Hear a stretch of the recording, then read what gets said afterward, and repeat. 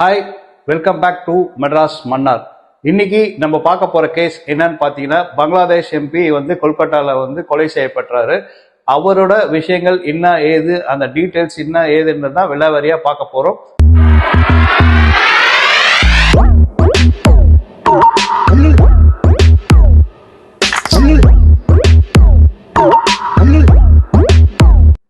அன்வருல் அசீம் அனார் 56 வயசு ஆகுது. அவர் எம்பி 3 முறை அதே தொகுதியிலிருந்து தேர்ந்தெடுக்கப்பட்டாரு.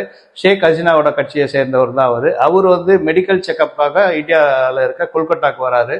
ஏற்கனவே அவர் கொல்கட்டா பழக்கப்பட்ட இடம். சிறிது நாட்கள் கொல்கட்டாலும் தங்கியிருந்தாரு. அதுக்காக அவர் மெடிக்கல் செக்கப்புக்காக கொல்கட்டாக்கு வந்தார். கொல்கட்டாக்கு மே 12ஆம் தேதி இறங்குறாரு.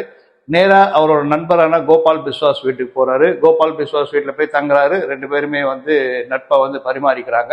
அவரு பிஸ்வாஸ் கிட்ட சொல்லியிருக்காரு, இந்த மாதிரி நாளைக்கு எனக்கு மெடிக்கல் செக்அப் இருக்கு, நான் போயிட்டு நான் நைட் வந்துடுறேன்றாரு. அப்போ கோபால் என்ன சொல்றாருன்னா, தன்னோட கார்ஸ் எல்லாமே வெளியில போகுதுன்ற மாதிரியும் அவனுக்கு வேற கார் உனக்கு அரேஞ்ச் பண்ணி தரேன் என்ற மாதிரி கோபால் பிஸ்வாஸ் சொல்லியிருக்காரு.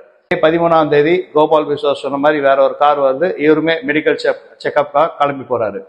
போனவர் சாயங்காலம் வரைக்குமே வீடு திரும்பல. கோபால் பிஸ்வாஸ் அவருக்காக வெயிட் பண்ணிருக்காரு, ட்ரை பண்றாரு. நாட் ரீச்சபிள்ல இருக்கு அவரோட மொபைல். ஸோ ரொம்பவே பதட்டம் அடைஞ்சவர் திருப்பி ட்ரை பண்றாரு. அது நாட் ரீச்சபிள்லயே இருக்கு. அவரும் பல இடத்துல விசாரிச்சு பார்க்கறாரு. அவருக்கு எந்த டீட்டெயில்ஸுமே தெரியல.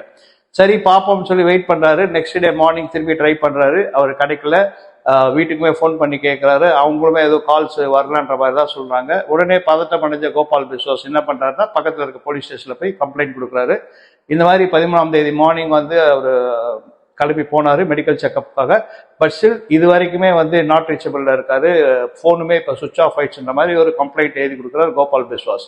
இந்த கேஸை எடுத்த போலீஸ் என்ன பண்றாங்கன்னா, கார் டிரைவரை கஸ்டடியில் எடுக்கிறாங்க. கார் டிரைவரை விசாரிக்கும் போது கார் டிரைவர் சொல்றாரு, நாங்க வீட்டுல இருந்து கிளம்பி போன சமயத்துல நடுவுல 2 ஆண்கள் ஒரு பெண் ஏறினாங்க. அவங்கள எடுத்து போய் நான் நியூ டவுன்ல இருக்க ஒரு அபார்ட்மெண்ட்ல டிராப் பண்ணிட்டு நான் கிளம்பிட்டேன்ற மாதிரி அவர் சொல்றாரு. இந்த விஷயத்த எடுத்துக்கிட்ட போலீஸ் என்ன பண்றாங்கன்னா, நியூ டவுன் அந்த அபார்ட்மெண்ட்டுக்கு போறாங்க. அந்த அபார்ட்மெண்ட்ல போய் சிசிடிவி ஃபுட்டேஜ் செக் பண்றாங்க. செக் பண்ணும்போது 3 பேருமே என்ட்ரி ஆயிருக்காங்க அபார்ட்மெண்ட்குள்ளார. 2 ஆண் ஒரு பெண் பிளஸ் அன்வருல் 4 பேருமே என்ட்ரி ஆயிருக்காங்க உள்ளார. பட் பாத்தீங்கன்னா அடுத்த நாள் மறுநாள் ஈவினிங் பாத்தீங்கன்னா ஒருத்தர் கிளம்பி இருக்காரு. அதுக்கு அடுத்த நாள் பார்த்தா இன்னொருத்தர் கிளம்பி இருக்காரு.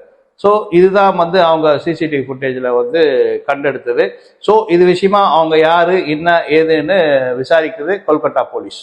அந்த 3 பேருமே யாருன்னு ரெக்கக்னைஸ் பண்ணாங்க போலீஸ். ஒருத்தர் அமானுல்லா, இன்னொருத்தர் ஜுபேர், இன்னொரு சிலிஸ்டா ரஹ்மான் என்றவங்க தான் அந்த லேடி. ஸோ இவங்க என்ன நினைக்கிறாங்கன்னா, இது ஒரு ஹனி ட்ராப்பா இருக்குமான்ற மாதிரியான கோணத்துல போலீஸ் என்கொயரி பண்றாங்க. ஹனி ட்ராப்னா என்னன்னு பாத்தீங்கன்னா, பொம்பளைய வச்சு ஒரு ஆணை மயக்கி கூட்டின்னு போயிட்டு இது பண்றது தான் ஹனி ட்ராப். அந்த மாதிரி கோணத்துல போலீஸுமே விசாரிக்க ஆரம்பிக்கிறாங்க. இந்த விஷயங்கள் எல்லாமே பங்களாதேஷுக்குமே தெரிவிக்கப்பட்டது. இந்த மாதிரி அரெஸ்ட் ஆனவங்க என்னன்னு பாத்தீங்கன்னா, பங்களாதேஷ்ல பாத்தீங்கன்னா சிலிஸ்டா ரஹ்மானை அரெஸ்ட் பண்றாங்க போலீஸ். பிளஸ் அஹமத்துல்லா அண்ட் ஜுபேரியுமே அரெஸ்ட் பண்றாங்க. ஹவில்தார் என்றவரை அரெஸ்ட் பண்ணது வெஸ்ட் பெங்கால் போலீஸ். அரெஸ்ட் பண்ணும்போது அவர்கிட்ட விசாரிக்கும் போது தான் பல திடுக்கிடும் தகவல்கள் வெளியில வருது. என்னன்னு பாத்தீங்கன்னா, ஹவில்தார் என்றவர் மும்பைல ஒரு கசாப் கடையில வேலை செய்யறாரு. அவரை 2 மாதங்களுக்கு முன்னாடி இந்த பிளாட்டுக்கு அழைச்சின்னு இங்க விட்டாங்க. அத்தரூர் உஸ்மான் என்றவர் தான் இந்த பிளாட்டுமே ஒரு பங்களாதேஷி. பட் அவர் யூஎஸ் சிட்டிசன்ஷிப் வாங்கி யூஎஸ்ல இருக்கிறவர். அவருமே இந்த சம்பவம் நடக்கும் போது அங்க இருந்த மாதிரியான தகவல் தான் வருது. இவர் யாருன்னு பாத்தீங்கன்னா, அன்வரோட நெருங்கிய நண்பர். ஸோ இவங்க 2 பேருக்குமே சில கொடுக்கல் வாங்கல் அந்த மாதிரி ஒரு பிசினஸ் சம்பந்தமான விஷயங்கள் எல்லாமே இருக்கு. ஸோ இதை பேஸ் பண்ணி இந்த கோணத்துல போலீஸ் விசாரிக்கிறாங்க என்ன நடந்தது ஏது நடந்தது. அப்பதான் ஹவில்தார் பல விஷயங்கள் சொல்றாரு. என்னன்னு பாத்தீங்கன்னா, அன்வர் உள்ள அந்த பிளாட்டுக்குள்ளார வந்ததுமே குளோரோஃபார்ம் கொடுத்து மயக்கம் அடைய வைக்கிறாங்க. மயக்கம் அடைஞ்சதுக்கு அப்புறமா அவரை அடிச்சு கொலை பண்றாங்க. கொலை பண்ணதுக்கு அப்புறமா பாத்தீங்கன்னா பல திடுக்கிடும் விஷயங்கள். என்னன்னு பாத்தீங்கன்னா, ஒரு தோலை ஃபுல்லாவே உரிச்சிருக்காங்க.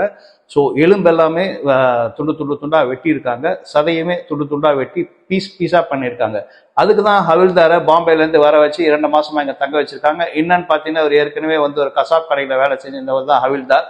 நார்மலா ஒரு ஹியூமனால டக்குன்னு வெட்ட சொன்னா வெட்ட முடியாது. இவருனா பர்ஃபெக்டா வெட்டுவாருங்கிற மாதிரி விஷயங்கள் தான் போலீஸ் என்கொயரியில தெரிய வந்திருக்கு.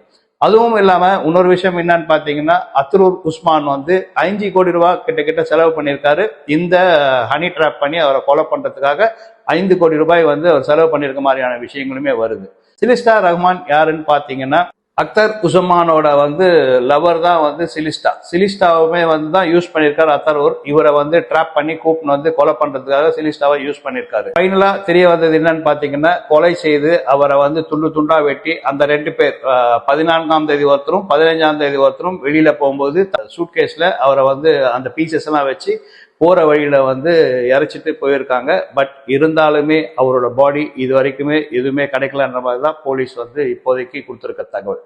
வெஸ்ட் பெங்கால் சிஐடியும் பங்களாதேஷ் சிஐடியுமே ஒன்னா இணைஞ்சிருக்காங்க. பங்களாதேஷ் சிஐடி வந்து இப்போ இந்த என்கொயரியை வந்து எடுத்துன்னு நடத்திட்டு இருக்காங்க. ஸோ அவங்க சொல்றது என்னன்னு பாத்தீங்கன்னா, இந்தியாவில் வந்து பரவலா போது வெஸ்ட் பெங்கால்ல வந்து என்ன வேணாலும் பண்ணலாம், ஏது வேணாலும் பண்றோம்ன்ற மாதிரி விஷயங்கள்லாம் வெளில வரும்போது பங்களாதேஷ் போலீஸ் சொல்றாங்க இதுல வந்து எந்த ஒரு இந்தியனுமே வந்து இன்வால்வ் ஆகல.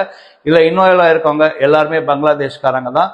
அவரை கொலை பண்ண அவர் நண்பராகட்டும், அவர் யூஎஸ் சிட்டிசனா இருந்தாலுமே பங்களாதேஷ். அவரு வந்து கொலை பண்ணிட்டு கொலை முடிஞ்சதுக்கு அப்புறமா எப்படி போயிருக்காருன்னு பாத்தீங்கன்னா, நேபாளுக்கு போய் நேபாள்ல இருந்து யூஎஸ்க்கு திரும்பி ரிட்டர்ன் போயிட்ட மாதிரி இருக்காங்க.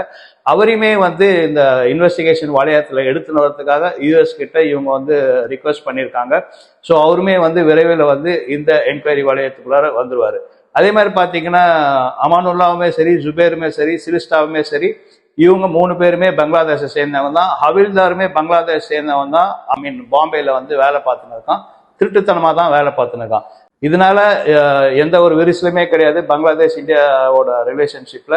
இது முக்கியமா பாத்தீங்கன்னா எல்லாருமே பிளான் பண்ணி இதை கொலை பண்ணிருக்கிறது பங்களாதேஷை சேர்ந்தவங்கன்ற மாதிரி தான் வந்து அவங்க சிஐ டிபார்ட்மெண்ட் சொல்லியிருக்காங்க.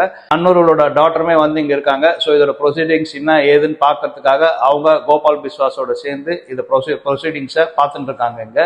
ஸோ ஒண்ணுமே அவர் பாடி கிடைக்கல. அந்த பாடி கிடைக்கிறதுக்காக ஆனா சர்ச் கோபால் பிஸ்வாஸோட சேர்ந்து இந்த ப்ரொசீடிங்ஸை பார்த்துட்டு இருக்காங்க இங்க. ஸோ ஒண்ணுமே அவர் பாடி கிடைக்கல. அந்த பாடி கிடைக்கிறதுக்காக ஆனா சர்ச் வந்து முடுக்கி விடப்பட்டிருக்கு. 2 போலீஸ் டிபார்ட்மெண்ட்டுமே, வெஸ்ட் பெங்கால் போலீஸ் ஆகட்டும், பங்களாதேஷ் போலீஸ் ஆகட்டும், 2 பேருமே கூட்டா சேர்ந்து இந்த என்கொயரியை நடத்தின்னு இருக்காங்க. இதை ஃபைனலா தெரிய வந்தது என்னன்னு பாத்தீங்கன்னா, அக்கார்டிங் டு மீடியா அண்ட் வர விஷயங்கள் என்னன்னு பாத்தீங்கன்னா, அன்வருலும் அக்தர் உஸ்மானுமே வந்து ரொம்ப க்ளோஸ் ஃப்ரெண்ட்ஸ் மாதிரியும், அவங்க 2 பேருக்கு ஏதோ பிசினஸ் டிரான்சாக்சன்ஸ் இந்த மாதிரியும் பல கோடிகள் பொருள்ற ஒரு பிசினஸ்ல இருக்காங்க, கோல்டு பிசினஸ்ல இருக்காங்கன்ற மாதிரியும், அதுக்காக அக்தர் உஸ்மானே வந்து ஃபுல்லா கேப்சர் பண்ணிக்கணுன்றதுக்காக இந்த கொலை நடத்தப்பட்டதாகவும், அதுக்காக 5 கோடி ரூபாய் வந்து அக்தர் வந்து செலவு பண்ணியிருக்காரு. இதுக்கு இவங்க எல்லாருமே வந்து ஃபிக்ஸ் பண்ணி அக்தரோட மூளையா தான் இதெல்லாமே செயல்பட்டிருக்கு. அங்கதான் வந்து இப்போதைக்கு நமக்கு தெரிஞ்சிருக்க தகவல். போக போக இன்னும் எப்படி இந்த கேஸ் போய் முடியும்ன்றது நம்ம பொறுத்தது தான் பார்க்கணும். தேங்க்யூ.